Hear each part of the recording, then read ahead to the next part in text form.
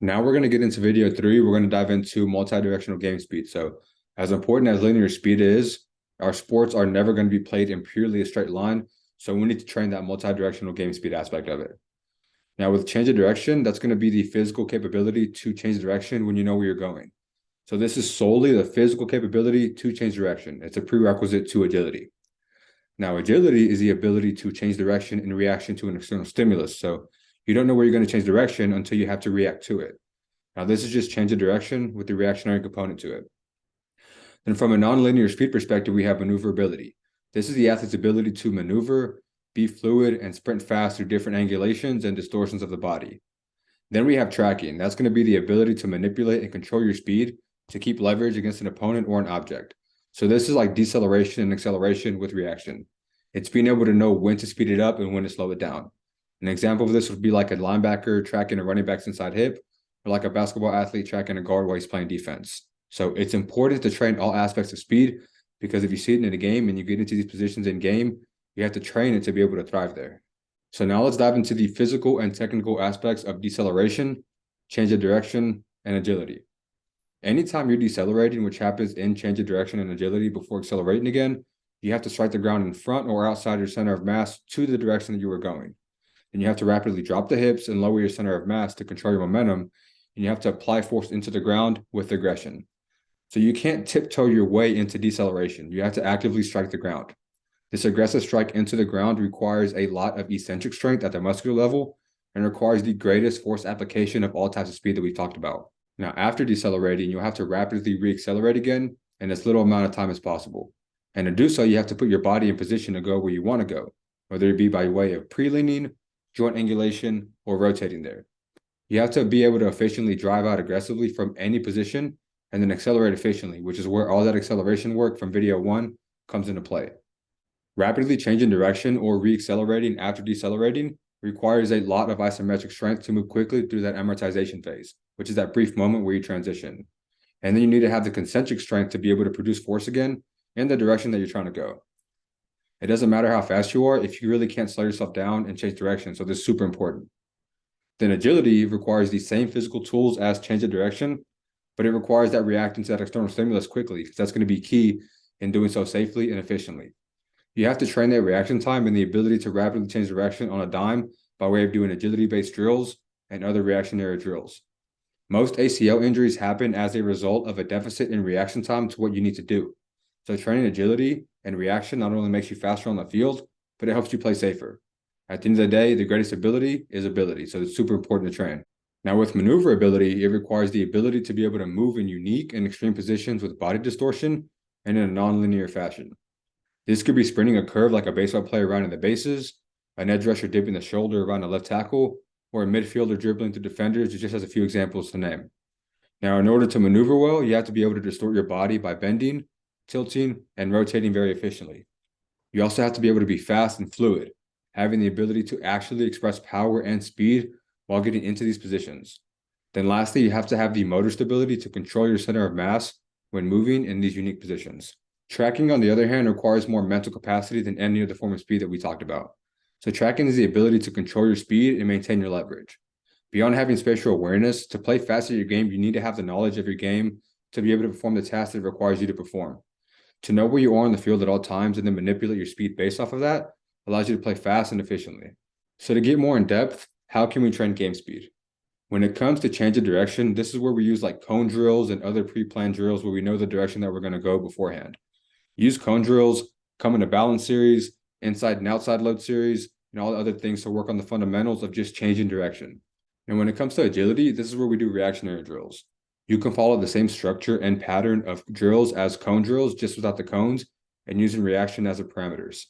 Other drills without partners, just reacting to their change of direction as well, and the different position drills are good examples of agility drills as well. Then from a nonlinear curve speed perspective, you can train maneuverability with the use of curve sprints and curvilinear sprints to create some body distortion.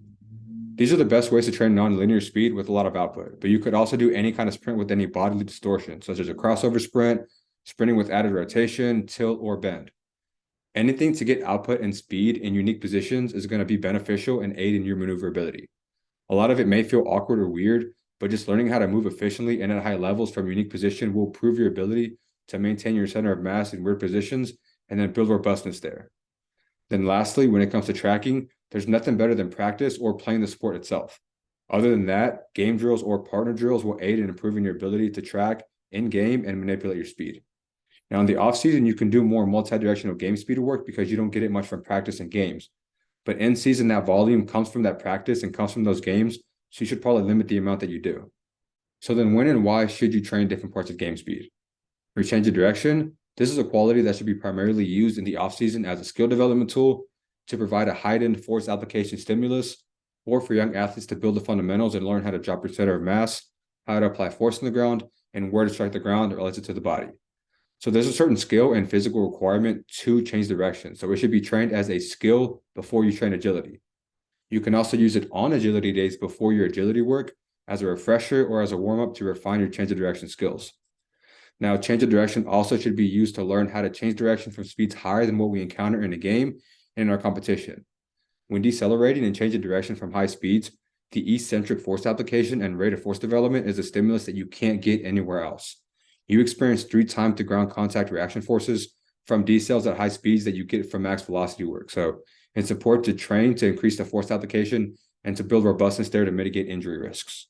Now, shifting on to agility, here we get more specific to what a real game and what competition is like.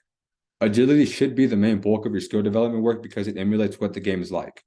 Learning how to react and move to various external stimuli will create quick, efficient movers who can play your game very fast. With maneuverability work, this should be used to learn how to distort your body and run fast in different positions. Learning how to move and get outputs while distorted will allow you to play your sport freely regardless of what the game gives you. You rarely sprint in a straight line, so this is super important to train and it should be trained year-round. You can utilize maneuverability training in your warm-ups as prep. You can use it as a primer to open up the joints and engage the nervous system, or you can use it with the main sprint work, timing it or competing to improve your speed at things like curved sprints. Then lastly, training tracking should be used to improve the ability to react to a person, maintain leverage, and manipulate speed. The speed of tracking usually isn't from high speeds, although it can be, because it is game speed.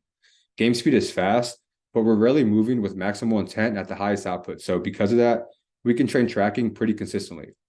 I like to use this on agility and game speed days with games, position drills, and practice drills to match the game.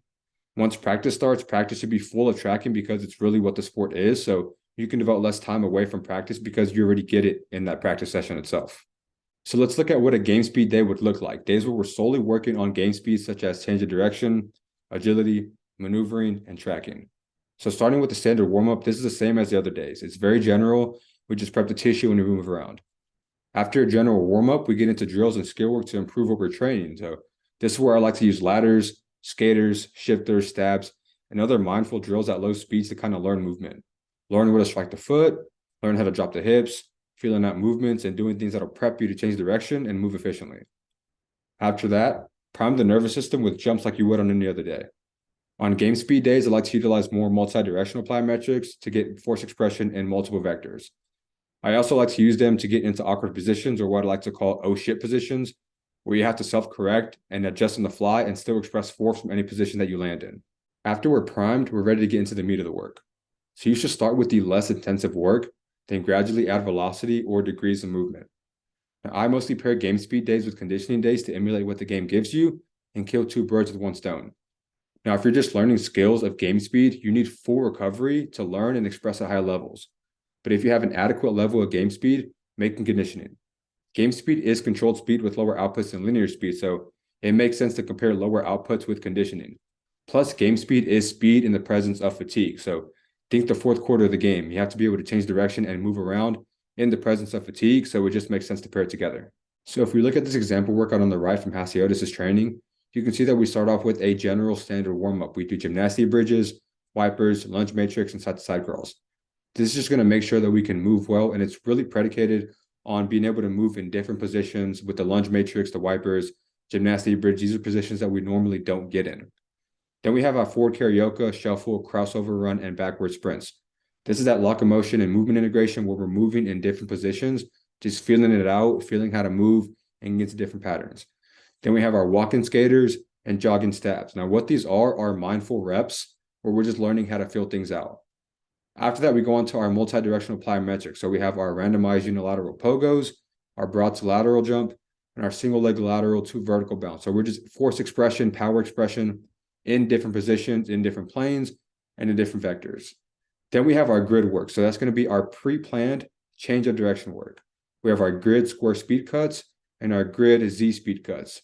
Now, if you look closely, you can see that both have 6 reps of total work, and you're only getting 30 seconds of rest between reps. So it's kind of fast paced, but this is where we're getting that conditioning work in our change of direction work. Then we finish it off with maneuverability. So we're trading our curve change of direction sprint. So we're running the curve, dropping our hips, bending the body, and changing direction around that curve to get that extra maneuverability and change of direction work in. So that's going to conclude our video 3 on game speed. And now we'll discuss how to create a speed program in the next video.